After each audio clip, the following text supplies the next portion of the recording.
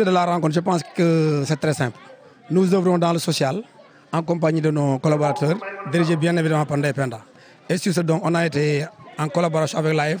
Je pense que c'est la deuxième année que nous organisons de telles œuvres. Donc nous, notre but principal, c'est d'œuvrer pour le bien-être de la population dans la commune où nous sommes, plus précisément à Djiddah Thiaroye Kao. Nous œuvrons dans le cadre social avec des dons de bonne volonté.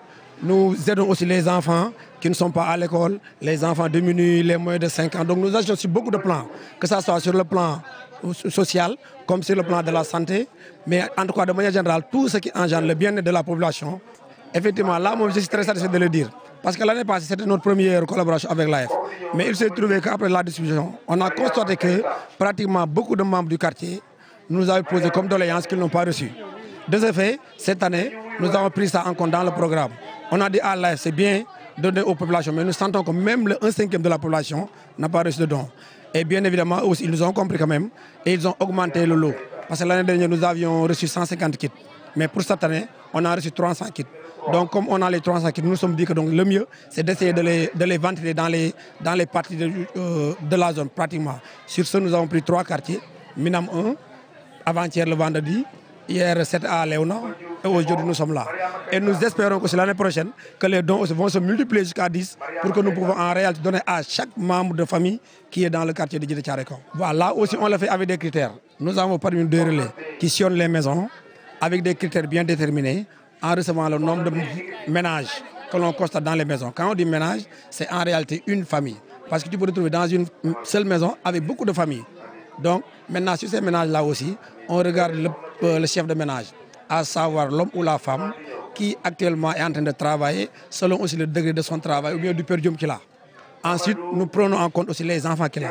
Et c'est sur ces critères-là que nous choisissons avec les familles les plus amplifiées, les familles aussi parmi lesquelles qu'on appelle comme le Sénégal le gorgorlu. Certes, des fois il y a des gens même qui travaillent, mais ils n'arrivent pas à subvenir à leurs besoins. De toute façon, les familles-là qui sont...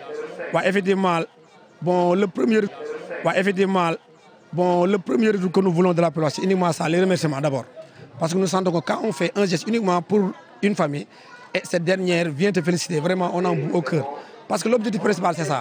Nous on n'est pas là pour recevoir en compte pas de l'argent ou bien. Ce que nous voulons est que tout simplement, qu'une famille se sente au moins que le mouvement parle avec la courage du GIE à une seule fois. Effectivement, ce que je viens de dire tout de suite, à notre humble avis, nous aurions aimé donner à toute la population de la commune. Donc, mais comme tout est difficile, c'est un début, on essaie de faire pas à pas.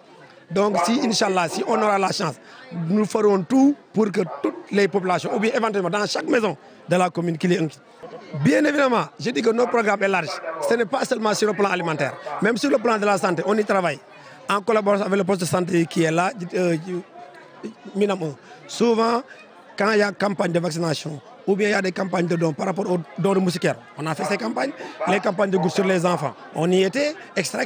En tout cas, nous nous œuvrons pour toute la population. Mais de manière générale, les enfants, même si ce cas, les enfants de 0 à 5 ans, souvent on leur subvient avec des dons de moustiquaires imprégnés pendant la saison des pluies. Donc nous, on ne mène jamais d'activité sans d'abord en parler avec les notables du quartier. Parce que notre cible principale, c'est les notables du quartier. Et je pense que là où vous nous voyez, avant même que nous prenions la parole, nous donnons la parole à l'imam. Parce que d'abord, avant de passer aux élus locaux, nous, on se dit que ce sont les chefs de quartier qui sont les personnes les plus impliquées et les plus... qui ont en tout cas leur main sur exactement le sort des populations. Donc c'est eux nous mettons en exergue d'abord. Après aussi, c'est le plan de la localité maintenant. Les autres sont là. Il y a des choses qu'on ne peut pas organiser dans une commune sans avoir l'aval de l'autorité. Donc après ensuite, on est obligé d'alerter le préfet, d'alerter le maire qui est dans la commune. Nous lui parlons exactement de ce que l'on fait. Mais tout ça, quand on le fait, c'est d'abord dans un premier pas, c'est pour se démarquer un peu du plan politique. C'est pour ça qu'on ne les prend pas, on ne les met pas au-devant des activités. En tout cas, les délégués de quartier, les notables du quartier sont les personnes qui sont le plus mis au-devant de la scène. Okay, merci.